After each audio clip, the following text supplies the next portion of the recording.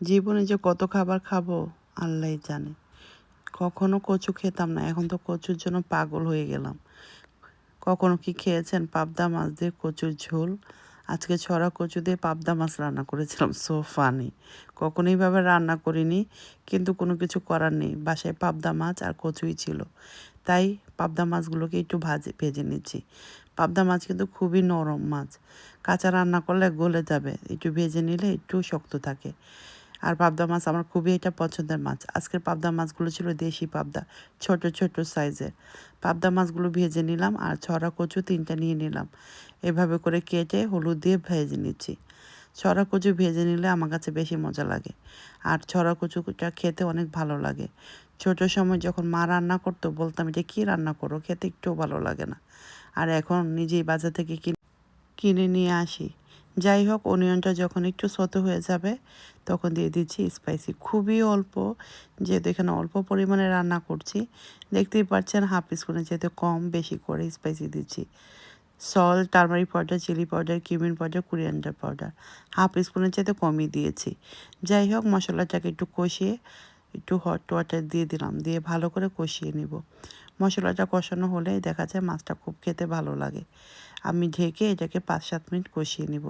যখন তেলটা বের হয়ে যাবে তখন অ্যাড করব কচুরমুখিগুলো।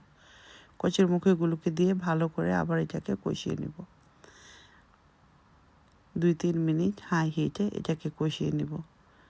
কষানো হয়ে গেলে দিয়ে দিব হট ওয়াটার 1 কাপের মতো। হট ওয়াটার দিয়ে ভালো করে এটাকে আবারও কষিয়ে নিব সিদ্ধ হওয়া পর্যন্ত। লিড দিয়ে বসিয়ে দিলাম। যখন সুন্দরভাবে কষানো হয়ে যাবে, যখন হাফ সিদ্ধ হয়ে যাবে কচুরমুখিগুলো এগুলি ভালোই কচুরমুখী।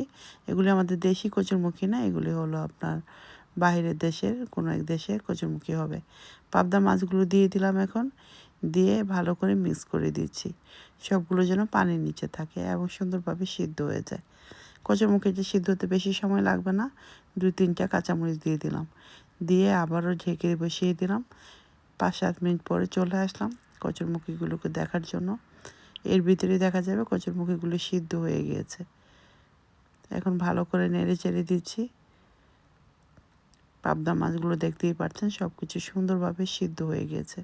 কচুরমুখিটা একটু ঝুল রাখবো, একটু ড্রাই করে নামিয়ে নিলে কচুরমুখিটা শুকিয়ে যায়। একটু ঝুল অবস্থায় যদি নামিয়ে নেন তখন দেখা যাবে এটা মাখা মাখা হবে। কচুরমুখিটা একদম সিদ্ধ হয়ে গিয়েছে, বড় বড় মাছগুলো দেখে বোঝা যাচ্ছে যে এটা রান্না কমপ্লিট। তারপর পানিটাকে আমি আরেকটু শুকাবো। কচুরমুখিতে একটু ঝোল থাকলে ভাতটা খেতে খুব বেশি ভালো লাগে। আপনারা কিন্তু অবশ্যই ট্রাই করবেন কচুরমুখি। যারা কখনো খাননি তারাও খেয়ে দেখবেন। ইলিশ মাছ দিয়ে কচুরমুখি অনেক মজা। কচুরমুখিটা কিন্তু সিদ্ধ হয়ে গিয়েছে। এখন বেশ খানিকটা ধনিয়া পাতা দিয়ে দিব। ধনিয়া পাতা আমার খুবই একটা পছন্দের খাবার, সব তরকারিতে দিতে চেষ্টা করি। ভালো করে মিক্স করে নিব। এটা আমার মার কাছ থেকে শিখেছি। আমার মা ধনিয়া পাতা ছাড়া কোনো তরকারি খেতে চায় না। রেডি হয়ে গেল আমার কচুরমুখি দিয়ে পাবদা মাছের ঝোল। রেসিপিটি ভালো লাগলে পেজটাকে ফলো দিয়ে আমার সাথেই থাকবেন। Thank you.